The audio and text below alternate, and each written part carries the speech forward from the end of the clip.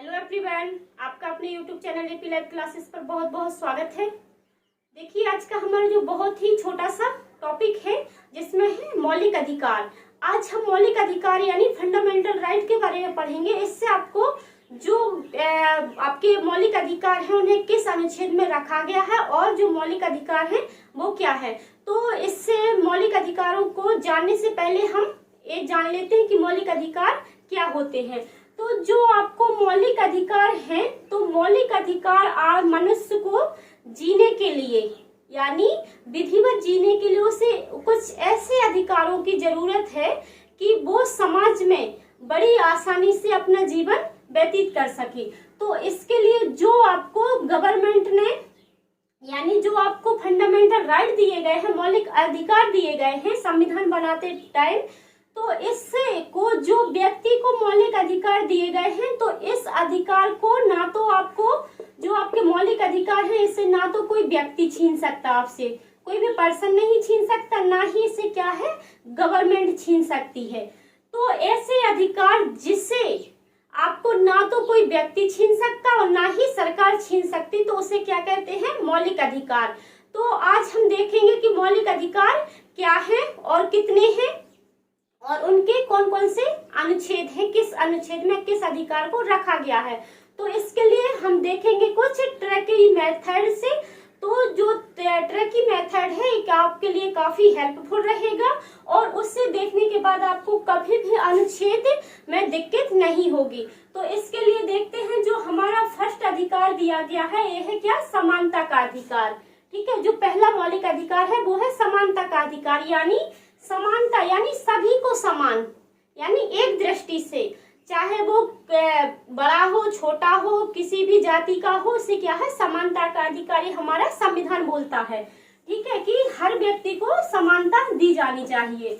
तो अब हम उससे देखेंगे कि जो समानता का अधिकार है इसे किस अनुच्छेद में रखा गया। तो इसमें है सामान्य मिलेगा 24 से 18 तारीख को, यानी इसे हम किस अनुच्छेद में रखेंगे, इसके लिए मैंने ट्रिक बनाई है कि सामान्य मिलेगा 24 से 18 तारीख को।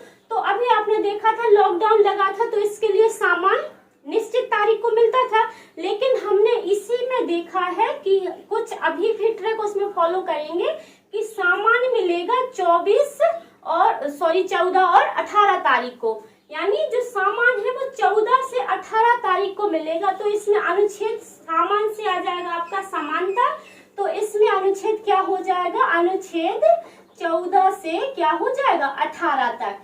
जो 14 से 18 तक अनुच्छेद है वो क्या है, समानता का अधिकार है उसमें। ठीक है, इसके बाद नेक्स्ट आता है स्वतंत्रता का अधिकार। तो अब हमें देखना है स्वतंत्रता कि हर आदमी स्वतंत्र है, तो उसे जो स्वतंत्रता का अधिकार मिला है वो किस अनुच्छेद में है। तो इसके लिए हम ट्रिक देखेंगे 19 भाई स्वतंत्र हुए, यानी 19 भाई स्वतंत्र हुए। तो हमें इसमें देखना है 19 भाई, भाई से आ जाएगा आपका 22, यानी 19 से लेकर 22 तक का जो अनुच्छेद है वो आपको क्या है स्वतंत्रता के अधिकार के अंतर्गत रखा गया है।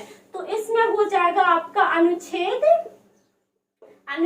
19 से 22। ठीक है, 19 से क्या है 22 तक का जो अनुच्छेद है वो स्वतंत्रता के अधिकार में रखा गया। इसके बाद नेक्स्ट आता है शोषण के विरुद्ध अधिकार। जो शोषण का विरुद्ध अधिकार है हम इसमें भी ऐसे ही ट्रिक बनाएंगे। तो इसके लिए हमने आपके सामने ट्रिक बनाई है, शोषण के विरुद्ध आवाज उठाई 23-24 भाइयों ने।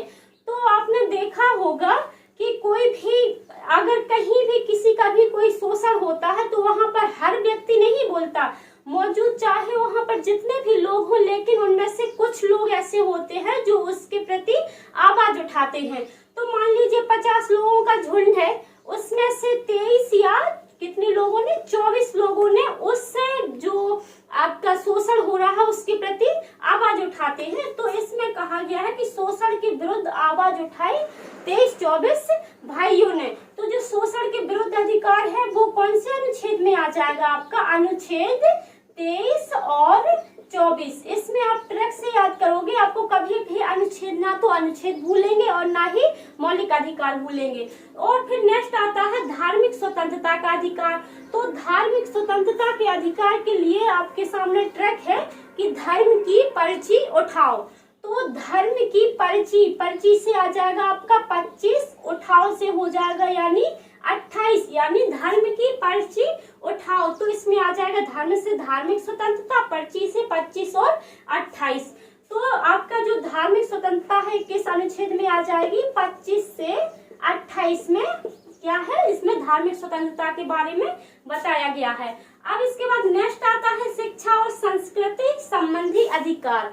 शिक्षा और संस्कृति संबंधी, तो आपने देखा कि जो शिक्षा है, तो शिक्षा के लिए हम तरक बनाएंगे, शिक्षा और संस्कार से उन्नति तेजी से होती है।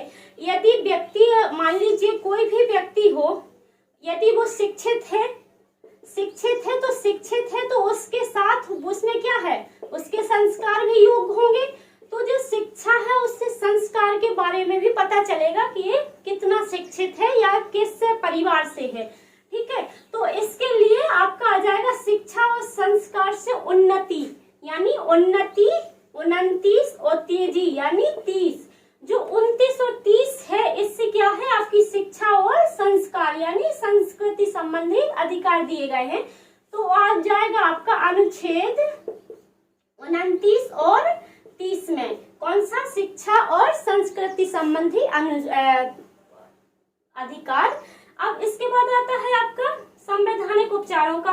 तो इसके देख लेते हैं जो संवैधानिक उपचार। इसके पहले आपको जो 31 है, 31 अनुच्छेद में दिया गया था आपको संपत्ति का अधिकार, यानी पहले आपको जब संविधान बना था तो संपत्ति का अधिकार दिया गया था, लेकिन इसे 1978 में 44वें संविधान संशोधन द्वारा ये हमसे क्या है?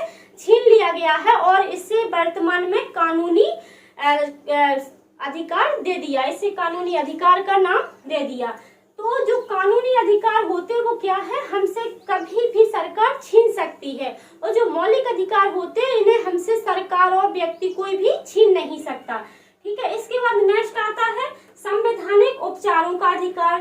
तो संवैधानिक उपचारों का अधिकार इसे कौन से अनुच्छेद में? जैसे इसमें दिया गया है उपचार होगा 32 दांतों का, उपचार होगा 32 दांतों का। तो आपने देखा जो इसमें 32 है अनुच्छेद, तो ये आ जाएगा अनुच्छेद 32 में। और जो अनुच्छेद 32 है इसमें ऐसा कुछ तो होगा कि जिससे इसे क्या है? संविधान की आत्मा कहा गया है। आपको एग्जाम में क्वेश्चन अधिकांश पूछा जाता है कि संविधान की आत्मा किस अनुच्छेद को कहा गया है? तो जो संविधान की आत्मा है इससे क्या है? अनुच्छेद 32 को कहा गया है।